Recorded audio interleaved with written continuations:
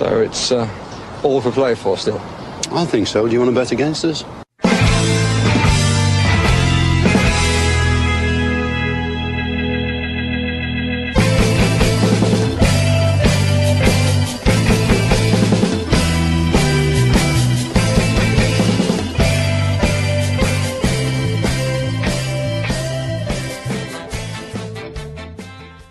Hello, Aston Villa fans, and welcome to For the Love of Paul McGrath podcast, and a new kind of podcast where we're going to call it Oppo Research or Fan Fiction. I think Oppo Research is probably a better name for it, where we're going to look at some other podcasts from other teams just to see what the feeling amongst our fan base is at the moment. And we're going to start it with Liverpool. I want to kind of stress this. This is in no way us laughing at other podcasts or laughing at other teams or anything like that. That's not what this is about. But sometimes when you invite somebody onto your podcast, you get maybe a sanitized version of what they feel about their club at that time because they're behaving themselves on another podcast. I know I've done that myself a lot of times. So what we're going to do is we're actually going to play some clips of some of their podcasts, and we're going to discuss them, discuss the feeling, and discuss whether we feel maybe it's overly pessimistic from them, or maybe if there's areas where they bring up that there's stuff that maybe we didn't know, there's insight that we didn't know. So we're going to start, I suppose, with one of the bigger podcasts, one of the bigger Liverpool podcasts out there, and that is Kop TV. So we're going to play this podcast now, and we're going to listen to what the guys on Kop TV are saying about this game. They feel that it's a morale boosting win is needed now, and this is their preview for Aston Villa game. So here it goes. Liverpool Aston Villa on Saturday night. 6 defeats in 7. We've got to win this one. How many times have I said that? We have to win this game. A big morale boosting win is overdue. It's needed more than ever. This is officially our worst form in my lifetime. 100 odd years. And we need to pick it up, man. But last night, I mean, you've seen the fan cams. Myself, Mario and Greg weren't happy at all with what we saw last night. And that comes from, again, a very poor team selection. So the team selection on Saturday has to be 10 times better than that. And I guess if you beat Aston Villa, if you beat Real Madrid, then maybe fans can say, well, listen, maybe it wasn't the worst idea putting that team out against Crystal Palace in the Cup. But unless that happens, no one will be saying that. So smash a like button, get your comments in. What team do you want to see Arne Slot put out on Saturday? As you can see, it's Halloween, so it's a scary time for Liverpool right now. That's why you see the Halloween decorations in the studio. Very scary to be a Liverpool fan right now. Aston Villa. Just on that, I'm just going to stop there. So obviously, look, I suppose the feeling is low on the Kop TV. They obviously probably correctly talk about Arne Slot putting out the players that he did versus Crystal Palace, and I suppose making that decision to play those young kids there, making the decision to to pretty much put them in the limelight, with regards to insert them into the limelight. I think there's method to the madness. I suppose, do you really want to win the to win the Carabao Cup? And traditionally that's what big teams have done, is put out their kids in those games. So for me, it wasn't a massive surprise. But I suppose when you're in a situation where you've won one game out of the last 7, it's something that I suppose fans are wondering, okay, well, maybe this is a morale boosting win that was needed, and it didn't come. And the way that they lost as well, I think, was something as well that a lot of Liverpool fans will probably not be happy with. But let's continue here and let's see how the guys at the Kop TV think. Villa themselves are level on points with Liverpool in the Premier League right now, both on 15. 4 wins in a row in the Premier League for Aston Villa, which is a big turnaround considering the start of the season that they had. 4 defeats in a row for Liverpool. So the contrasting form going into this game could not be more obvious when it comes to Liverpool and Villa. 7th versus. I think that's really important as well. We are contrasting teams. There is contrasting form there. 4 losses versus 4 wins. Arguably, you could say that Liverpool's 4 losses have been as against teams of the caliber that Aston Villa's 4 wins have been against as well. But that's really semantics. I think we've got a team who's in good form against a team who's in poor form. But then again, you've got a team who's got incredible firepower and has spent an incredible amount of money and is coming off the back of winning the league. So they're a team that needs to find their form and needs to get it together, and they can do that at a drop of a hat. And it's still a really, really difficult game for Aston Villa for obvious reasons. Versus 8th in the Prem. If Liverpool win this, it's up to 18 points, which, depending on other results, can maybe have you jump up a few spaces in the table. But with Arsenal in the form that they're in, even Bournemouth, even Sunderland have got 3 wins in 4 at the minute, and United have got 4 wins in 5. So in terms of form, we are the most out of form team in the Prem alongside Nottingham Forest, and that's a massive statistic. That's an amazing statistic.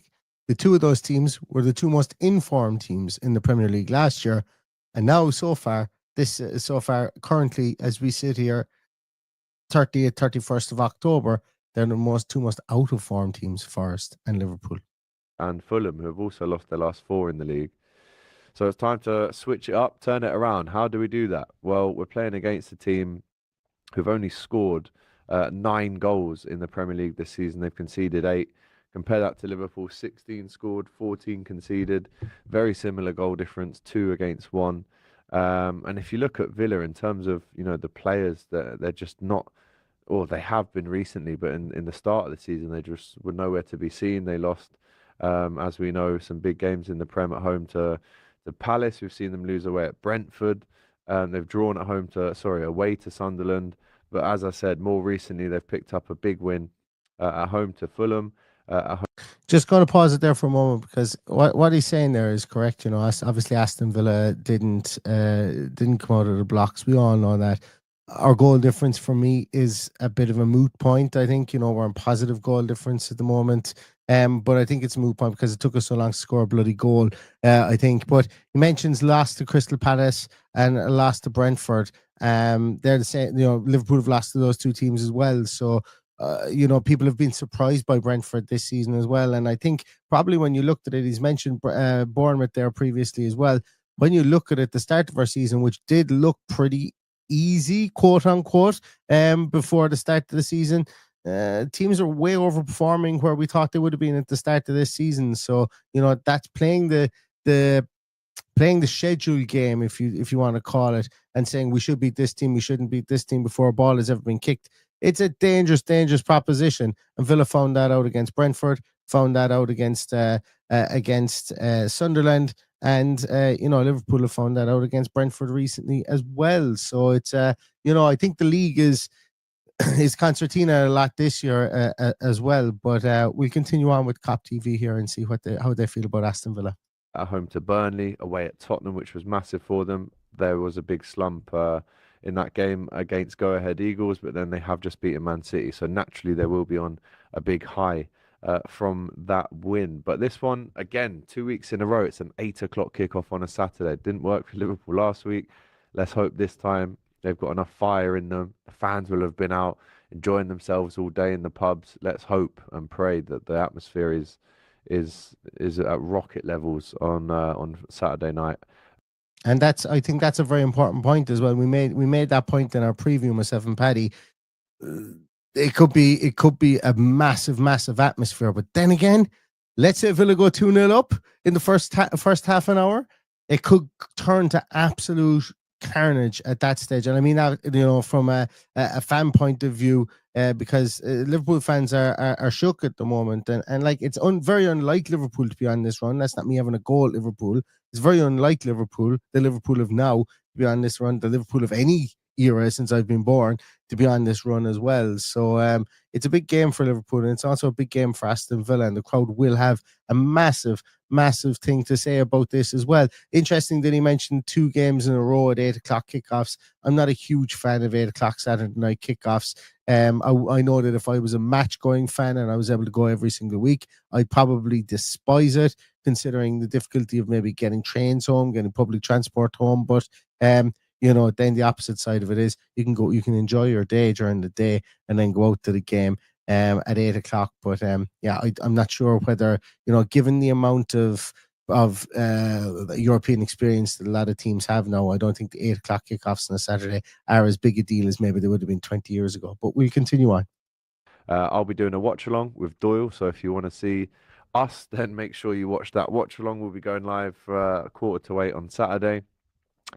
But let's get into some kind of lineup prediction. Alisson still is out for this one. Obviously, tomorrow is the press conference. We'll hear from Arne Slot, and he'll give us a bit more of an injury update, and I'll do a press conference reaction video to that tomorrow. But in goal, I guess you have to say Mamardashvili. I guess you have to say that. I guess at right back, you go back to Connor Bradley. I guess it's Virgil, Konate, and Robertson. I still think, Kirkes shouldn't really be starting at least big Premier League games in which we need to win them. We need to win every game. But right now, I go back to what our defence was last season, pretty much, with Bradley, Konate, Van Dijk, and Robertson. Just going to pause it there as well. That would be probably the backline I would envisage Liverpool are going to go with as well. Milos Kirkes, albeit that he scored against Brentford, I think, hasn't really set the world alight like he did at Bournemouth. And it's been a tough learning curve for him. Andy Robertson, I don't think needed replacing in this team because he's still an absolutely brilliant defender.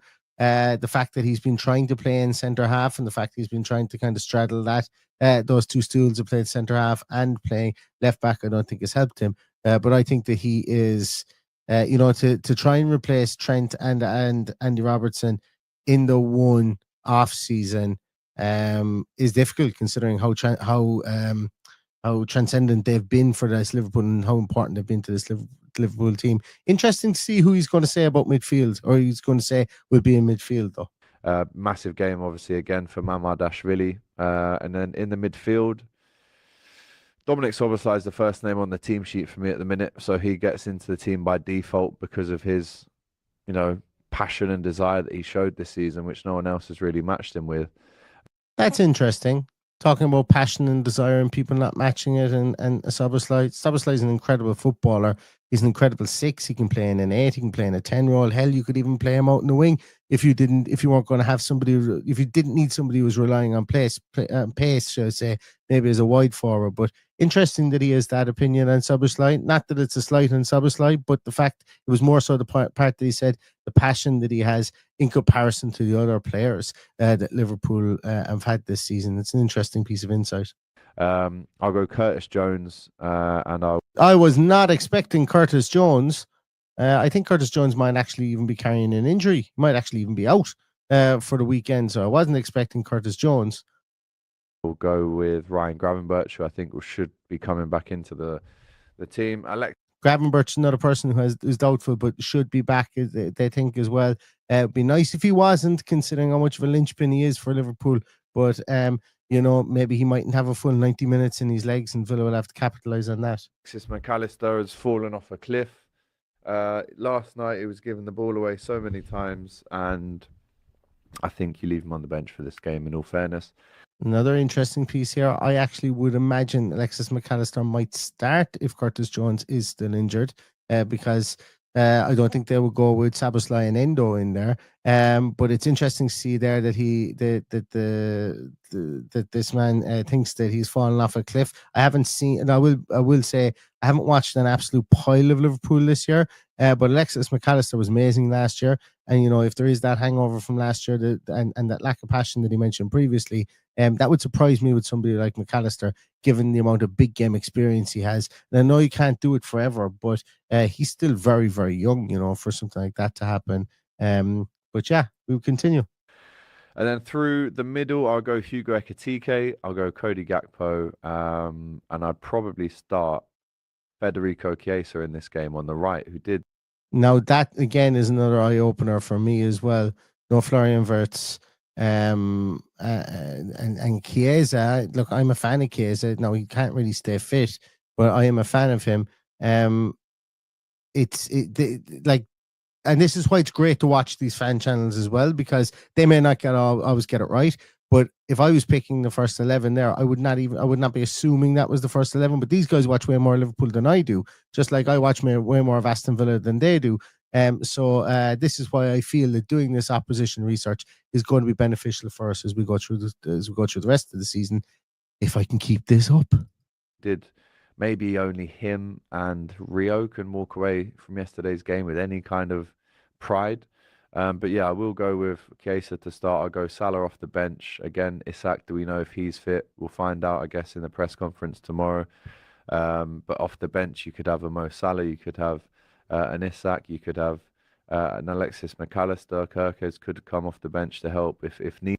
Like, again, I don't understand the bringing Salah off the bench here. I'm not saying that he's wrong in this instance. I don't understand that. If you have the greatest goal scorer that Liverpool have ever had, arguably, in modern times, let's preface it with that, and you keep him on the bench because he's going through poor form, he's going through supposed poor form. I'm just not like, once again, I don't watch the team the whole time, but this is news to me, and I think this is why I'm getting great benefit out of this. If needed. So that's my lineup prediction. Let me know what yours is in the chat below. Score prediction. I think on DR Sports, I just said 1-0 to Liverpool. Yes, we obviously need a big morale boost and win. That goes without saying, but I'd love a clean sheet. I'd love a bit of control in this game. As I've just said, Aston Villa don't score bucket loads of goals, and they haven't this season. Only 9 in 9 games. So if we can shut them out, you'd like to think that there's enough firepower there for Liverpool to actually go and win the game. But we again must be dealing with the set pieces, with the crosses, with the long throws. Aston Villa are going to come and try and disrupt and make it really difficult for Liverpool to get into any kind of groove. So there's that to deal with. Just on that, like, once again, he is correct to talk about our goal scoring prowess or lack of it. But the context here is that when you say we've only scored 9 in 9 games, you really have to take the context of what we've done since the middle of September, really, as well there. I'm not saying that we've scored bucket loads of goals, but we've scored goals, and we've scored enough goals to win games, which is the aim of the game. I suppose it is the aim of the game. And yes, Villa will go there to disrupt, and we will, because as an away team, we seem to have an away defense and a home defense, and our away defense is not as good as our home defense. But if it can match that level, we will go, and we will hopefully be difficult to beat at Anfield, and that's what we should do, albeit that Anfield isn't a happy hunting ground. We're going to continue to listen on here for another few minutes. Now we're going to move over to another Liverpool podcast there as well, just to see what the feeling is there, maybe on Arne Slot himself. But can we deal with it, I guess, is another question that maybe, I haven't got the answer to right now at the minute. So yeah, it's a massive game, and I think if Liverpool lose this one, with Real Madrid round the corner, and then obviously Manchester City away next Sunday, I mean, where do we go from here, Reds? That's actually a bad run of games for them. Villa, Real Madrid, considering that they've lost already in the Champions League, lost to Galatasaray. And then the Man City away. Then after that, this is kind of like we were, except obviously we were coming off the back of a win when we were facing into Spurs, Man City, Liverpool. They want their Spurs game against us. Albeit, as I say, once again, we had 2 wins in the bag before that against Burnley, against Fulham. As we've heard there a moment ago, Fulham not in the greatest run of form at the moment. Since we beat Fulham, they haven't won in the league so far. I think that's what he mentioned there a moment ago. I wasn't aware of that. So this beating Villa here could be a catalyst for their game against Real Madrid, and that's the coherency. They need to get the chemistry ready for Real Madrid, and they need to get that chemistry ready for Man City at home, because points are not guaranteed in the Premier League, and if you were to go 10 points behind Arsenal or 9 points behind Arsenal at the start of this season, that's going to be difficult for even the best teams to overturn. The way that this league is going at the moment. We just need a win at this stage, just win. And then you can go back to the nice football where you're keeping clean sheets and all that stuff. It's just an absolute must win. And for Villa it is as well. They've got themselves 4 out of 5 in the Prem. They want to continue that run. And they're definitely going to come and try and spoil the party. but the invincibility that Anfield had last season is pretty much gone. I saw someone on Twitter this morning say Klopp turned us from doubters to believers, and now we've gone from believers to doubters again. Where do you guys stand with Arne Slot and his team selection, the tactics, the openness to talk about not only our tactics but other teams' tactics against Liverpool? What do you think of that? It'll be interesting to see what he says in his press conference tomorrow about that. That's interesting about going from the doubters to the believers and the believers to the doubters again. And once again, I parse my words in this. This is not me having a go at anybody or anything like that. This is just me saying what I feel at this moment. Like this guy, everything he said here is very, very rational, obviously, 100%. Liverpool over the last 10 odd years have always been believers, I think that, and they've had to have been believers. Yes, they've a couple of league titles in that period of time. Aston Villa haven't been winning an Aston's roar of a league title. This isn't the commentary on what they've won and what Aston Villa haven't won, but Liverpool have been a damn exciting team for the last 8 to 10 years. They really, really have. Well, 8 years anyway, I suppose, since the Klopp era and then into the Slot era. They haven't skipped a beat. And I just find that interesting that the doubt creeps in after 6 games. And the reason I bring this up is not a slight on Liverpool fans, but there was a feeling that doubt was creeping in after the first 4 games of the season for Aston Villa this year with Unai Emery. So it's the cyclical nature of Premier League football and Premier League fandom where this happens. Now, once again, as I've always said, I put my hands up, Unai Emery for life for me. But I can understand, you can see that it happens in other teams as well, where the doubt creeps in when you go on these runs. But it's always darkest before the dawn, and we hope that dawn doesn't happen against Aston Villa at the weekend for Liverpool. Now, that's the Kop TV there. Thank you so much to those guys there on the Kop TV. Really appreciate them. It's they're good guys there as well. I'm gonna move over to someone that gets a bad rap, but if you give me one moment here, and I will bring up Craig Holden from the Anfield Agenda. Look, he's an Irish Aston Villa or Irish Liverpool fan as well here. Once again, this is not to denigrate Craig. Some of you guys will have your feelings on him. I want to listen to this because specifically, this is only just aired and gone live about 2 minutes ago when we're recording this. So I want to listen to it, and it's all about Arne Slot's contract talks on hold, and also he talks about Frimpong being out for 6 weeks. So I'm very much interested in the feeling around Arne Slot for this. So let's take a little listen to the Anfield Agenda and to Craig Holden. So we will again pause during this. Now, this is 45 minutes long. We're not going to stick with it for 45 minutes. We'll do maybe 8 or 10 minutes here, and we'll chat about it as well. This Thursday night's late night agenda. As always, it's a pleasure to be here with you. We have an awful lot to get through tonight, don't we? We're going to be speaking about the game against Aston Villa coming up on Saturday. We're going to be talking about transfer links, mad and maybe realistic. We're going to talk a little bit about Real Madrid and their levels of, entitlement. We'll also talk about, I'm going to have my say about the Echo again. Because I don't know what the hell they do be looking at, so I'm going to have my say in what they've been writing. We're going to talk about the myth behind Liverpool's injury crisis, because it is a myth. We're going to take you through some other numbers as well that kind of undermine why Arne is full of it lately and why he's talking absolute waffle. So we'll do that. We'll, of course, answer any questions you have, and we'll do our best to get through all the topics that you'd like to discuss. That's an interesting opening. Once again, very, very much so pinning his colours to the mast with regards to Arne Slot and Arne Slot's press conferences. Interesting to hear that he doesn't believe in the injury crisis. I'd be a bit more empathetic and sympathetic towards their injury crisis now than Craig would here. But as I say, this is not to denigrate Craig. This is not to denigrate the Anfield Agenda. It's interesting. Look, this guy is opinionated. I listen to him. I know he gets a bit of a slagging on social media and stuff like that. That isn't what this is. This isn't a pile-in on him or anything like that.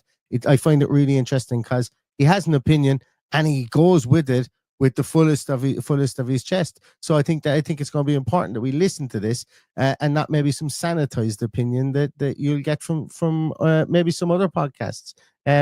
the truth will probably land somewhere in the middle from what we hear from all the Liverpool podcasts. But it's interesting that this one is one of the anyway, he went in hard on Arne Slot, so I'm interested to listen to this for a small bit and see what the story is. One comment really caught my eye before we started tonight, and as always, I tell you guys, I sit here for about 5 minutes all the time and have a little read on how people are feeling before we start to get a flavour of what to expect when we go live. But I want to just call out one comment, not call out, it's actually, I want to just discuss one comment, and it's from Bond, James Bond. Not that one, not the real one, at least I hope not. I could be in trouble if it is. He said, Craig, I just want to say thank you for not putting videos behind a paywall. So this is something, mate, that I promised early. Right, we're going to move on from this. This isn't a lot of the time, and they're Paul Gorst and Ian Doyle. So I want to just read you something that was written by Messer Gorst after last night's game, and I want to see if you agree. Sorry, guys, it keeps on cutting in and cutting out. What he had to say. Now, of course, I think this is one segment of a greater piece, and the piece is up there on the Echo's website if you'd like to go and read it. So this is what he was talking about, and this was in relation to the pressure to put out a better team to get a result last night. This is what Paul Gorst wrote, part of it. Instead... Now, before we get into this, I think this is interesting stuff to listen to. This is the stuff that we look at. You know, all of us that have been going on saying this person has an agenda against Villa, this person does, this person doesn't. This is interesting stuff because there will obviously be an opinion written here. I haven't the foggiest notion what the hell he's on about here, which is fine. I wouldn't expect me to. It's because I'm not following Liverpool. Don't follow Liverpool to that level. Just like I would imagine Craig wouldn't have a foggiest notion what I'd be talking about if I was discussing other journalists that look after Villa. I think this stuff is interesting, and this is what will make me continually want to come back and do this Oppo research, because it gets you down into the granularity of things to see what the feeling on the ground from fans really is. So let's listen a small bit more. Slot selected the exact sort of team that the Liverpool boss would reasonably be expected to do at this stage of a competition that plainly sits bottom in the list of priorities. The message, despite the month from hell, was crystal clear. There's no panic here. It was bold, it was brave, and while it was not quite Brendan Rodgers controversially resting the major stars at Real Madrid in an effort to secure a Premier League win later that week against Chelsea, with Liverpool entertaining Aston Villa next, there were at least some similarities to November 2014. So I want to just call out some of this, because it wasn't bold and it wasn't brave. It was wrong. Simple as that. Not bold, not brave, wrong. There were match-going, fee-paying fans that travelled to that game yesterday, and Arne basically stuck two fingers up at them, in my opinion, with his team selection. And it's not just the team selection, it's the squad selection. So we then hear our manager come out and say that before he went out, he looked at Manchester City's 11. Now, just stop for 1 second. I knew this was going to come up, and this is something that I actually remarked on today as well, and I said, oof, I don't know, would I be trying that out after the amount of money we spent in the summer either. But, you know, let's listen more. Let's listen more here, because, as I said, it's interesting to get the Liverpool opinion on this. So let's go. Second, and answer me a simple question. Why would Arne Slot stop to have a look at the 11 and the bench that Manchester City put out before he went to play that Valid game? question. Why? Ask yourself. I'll tell you the answer that I think. It's because he had a built-in ready-made excuse. He'd seen what others had done, and he thought to himself, if this doesn't work out, I'm going to lean into this, which he duly did after the game, when he came on and spoke about Manchester City's squad depth and others. Now, we made a point before the game yesterday of going through Newcastle's team, Spurs' team, Arsenal's team, Manchester City's team, Crystal Palace's team, and showing you the difference in squads of each of them. And the Now, here is probably where I diverge from potentially his point that he's making here. It's okay. He's saying it's okay for him to do it, but it's not okay for the manager to do it. Now, I think it's a bit conspiratorial to say that the built-in ready-made excuse, albeit it's probably valid in a lot of ways that you could come to that conclusion. But this is interesting, I think. And the strength that they selected compared to ours. Now, the narrative here, ladies and gentlemen, is going to be that Liverpool have an injury crisis. That is also bullshit. And it's not just my opinion on that. I'm going to run you through numbers on that.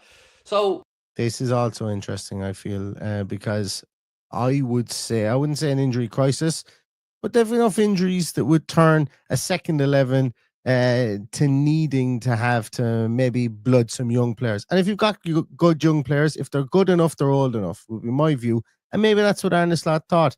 Traditionally, the Carabao Cup has been used for that. But we'll listen on and hear more about this. So, you know me, I'm outspoken. And I asked Paul Gorst on X via our account, does he have a spine? How does he manage to stand up if he doesn't have a spine? Because this isn't journalism. This is cheerleading. This is bullshit. This is brown nosing. And it does not represent the opinions of a fan base, nor do I claim to myself, by the way, nor does it represent honesty. It is nothing short of bullshit that they continue to just brown nose the club at every opportunity, despite some clear failures. Now, here's again where, once again, I'm not a Liverpool fan and I don't follow the club to the nth degree like Mr. Holden does here, but I personally would believe this is slightly hyperbolic based on the season that they had last year, albeit they are going through a blip right now. But, and look, I don't know what in any way, shape or form what the Echo has written previously or will write in the future that would elicit this type of reaction. We might listen to only maybe about another couple of seconds of this just to see where this is going. Then we might move forward a small bit. We might scrub forward to see what the next topics are of conversation here, because this seems like it's gotten to a personal point, I suppose, between the author and the topic and the podcast host here. So, which may not be relevant, I suppose, to Aston Villa, but does go towards the feeling amongst the fan base at the moment. Albeit that Craig Holden here said that he doesn't speak for the fan base, which is absolutely fine as well. And I'm sure he doesn't speak for every single Liverpool fan, just like I don't speak for every single Aston Villa fan. I don't know who they represent. I don't know the readership, but I know as a Liverpool fan, I read some of the stuff that I see there and it absolutely boils my blood because it's not based in any kind of reality whatsoever. So now let's move on to talk about the injuries. What? Okay, here, this part is interesting. I'm glad he didn't keep going on about the journalist and so on. Back to stuff of merit, I think that may be beneficial for us to understand about what Liverpool are feeling at the moment. What injuries do Liverpool currently have and when are they back? Now, full disclosure, a lot of this information I'm about to read out to you is from Sky Sports, so credit them for these pieces. So Alisson Becker, he's ruled out, we know that. He'll be back November the 10th. Stefan Bajcetic, the rumoured return date for him is the Real Madrid game next week. So will he be in a starting lineup? Probably not, but he's expected to be back then. Then we have Ryan Gravenberch, who is now fit and available and should be playing the game against Villa on Saturday. Isak and Leone. Again, Isak should be back for the game of the weekend, if not definitely Real Madrid. So then you've got Leone, who's a long-term one, Curtis Jones, who we don't know when he's back, and Jayden Danns. So do we really have an injury crisis? No. Do we have a squad that is smaller than others in the Premier League? No. It's just more excuses from a manager that spent nearly £500 million or a club that spent nearly £500 million. Now, again, I told you I have numbers to back up what we're talking about here. So let's look at the days lost from injuries so far this season in the Premier League. Again, I had a feeling this is where this was going. Days lost with regards to injury. It's very much so a piece that seems to be thrown out on social media an awful lot recently. And to be honest with you, I agree with it. I think it's a valid marker of to show, I suppose, what an injury crisis can look like. Again, it's not fully context, but this is interesting. I'm interested to hear more about this with regards to Liverpool. Compiled by Opta, not by me, not by another fan, backed by facts. Who sits top of having missed most days in the Premier League this season with injury? Is it Liverpool? No. It is Spurs. And I did forget Frimpong. You were correct, Ari. I did forget Frimpong. Thank you for that one, mate. That, by the way, has been confirmed for 6 weeks, Jeremy Frimpong. And thank you, mate. I did forget that, and I always want to be balanced and fair. So Spurs sit top of the pile. A long way clear of anybody else. You have to look down to the middle of the league before you start to see where Liverpool are. So these teams all have more injuries or have missed more games this season through injury than Liverpool. Spurs, Sunderland, Chelsea, Crystal Palace, Brighton. I'm going to stop it here for a moment. Chelsea squad is absolutely bonkers size, and I would love to know what the context behind that. Does it take into account every single player, or does it just take into account the name 25 with the fact that Chelsea have even such a huge squad, because a lot of the players that they have as well aren't even named in their 25 because they've been trained within clubs, blah blah blah, all that stuff, and they meet the homegrown player quota and stuff like that. So yeah, Chelsea could be any number of players that are out at any given time. If you've 10 players out and they miss one day, one game, or one day, should I say, that's 10 days. So just a small bit of context there as well. Interesting though to hear Sunderland's name up there. Manchester City, Arsenal and Burnley have all lost more days to injury than Liverpool this season. So why is it that it's an acceptable excuse for us to put out a piss-poor weakened squad last night? Were we or were we not told in the summer that Liverpool's transfer business was to set Liverpool up to be able to compete across every front this season and not have another repeat of having to put out a team like that lost to Plymouth Argyle? Did we or did we not hear that? The revisionism and the brown-nosing from some of these fucking journalists is absolutely appalling, and I'm quite frankly sick of it. I know they'll jump on. Now here we go back into the journalist stuff again. I'm going to scrub forward a small bit here. I've no idea where this is going to land, but we'll scrub forward and hear what the next few topics of conversation are, and then we might just leave it here because I think this is a good start to try and get the, I suppose, the more, I don't want to call it balanced. Well, I will say the more neutral view of the Kop TV that we had there. And then obviously we've got the Anfield Agenda here. We've got somebody who is, beginning to kind of, try and widen the cracks of the Arne Slot facade at the moment. But obviously somebody who's not afraid to speak his mind. Let's move on here as well. I've no idea where this pin drop is going to drop, and see if there's anything interesting being spoken about here. And if I press play. People that paid their money to go to that game last night, to travel from all parts of the UK, all around the world, to go and attend that. Some of them, their first game, some of them, the only game they're able to get to because of the way tickets are. And again, that's the team that was put out. It's unacceptable. So for the Echo to say that there was no growth. We're still at the Echo. I'm going to go right forward here to about 45 minutes. We're going to see here. I'm not sure we get much more from this. Because the feeling I think we've already gotten here is disillusionment, bordering on disappointment, bordering on anger. Chris said, thanks for your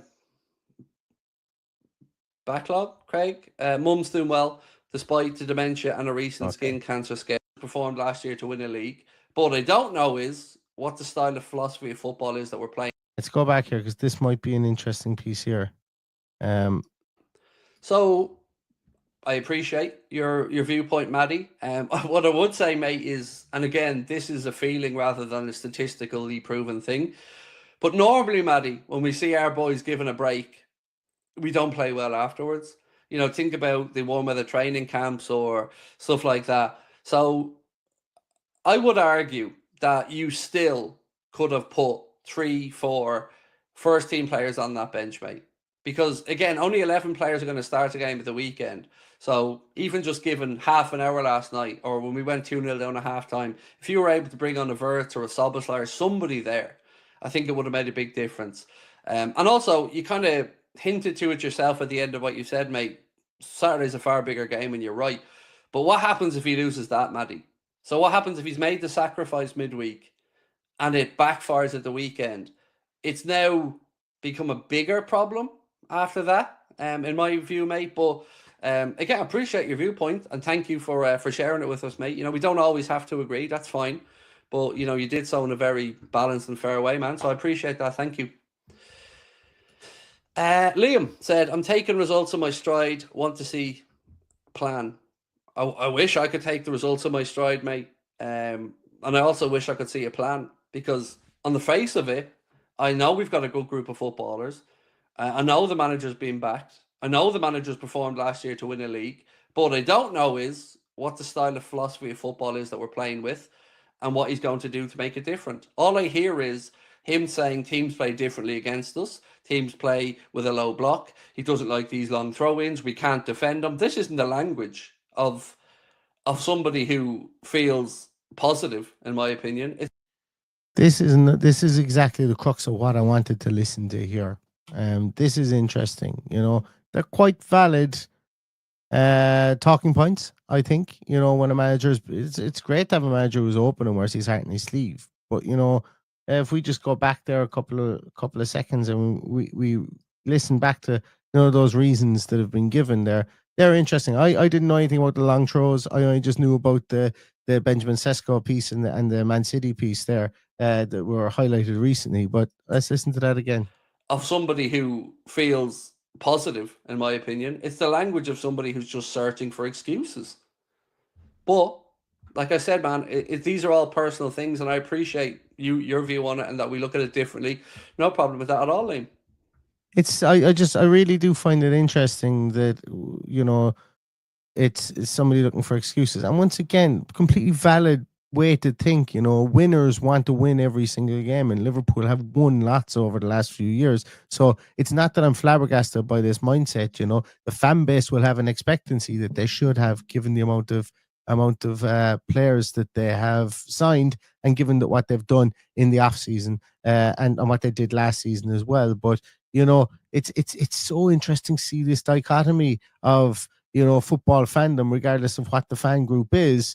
That when the going gets tough, the questions start getting asked really, really quickly. And I think in Liverpool's situation here, they came into this season to win the league, and being however many points behind Arsenal at the moment. I can't remember how many it is off the top of my head, but they're genuinely afraid that they would lose to Aston Villa at the weekend, which I suppose goes to show Aston Villa's premise, and what Aston Villa could probably hope to do at the weekend, albeit that, we've just done our preview and have said the Villa need to be very, very worried about the wounded dog in Liverpool as well. So I find it so fascinating, so fascinating, the whole dichotomy around this and around football fandom, regardless of the fan groups. Look, this is the first time we've done this. We'll get much better at this. I might even start pre-watching some clips in future just to try and get them ready. I watched both of those cold.